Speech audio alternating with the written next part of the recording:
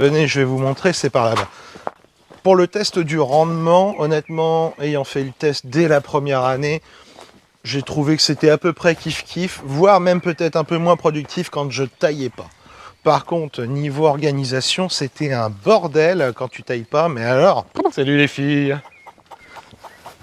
Côté résistance aux maladies, moi j'ai pas trouvé que c'était plus résistant quand je laissais tous les gourmands pousser. Donc au final, laisser tout un tas de plantes pour éviter des problèmes de maladies et qu'au final tu as quand même des problèmes légers, certes, mais quand même quelques petits problèmes, bah tu te dis, franchement je préfère tailler, c'est beaucoup plus facile, beaucoup plus aéré. Tiens, bah je vous montre là, regardez. Ça, c'est des pieds de cœur de bœuf. Donc cultivés en Normandie, en extérieur, sans aucun produit. Ceux-là, je les ai taillés, d'accord?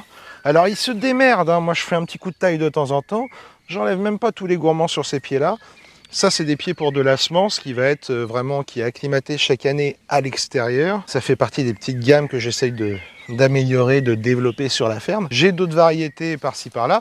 On va voir d'autres cœurs de bœuf. Celles-ci qui ont été plantées un peu plus tôt, donc qui sont un peu plus vigoureuses.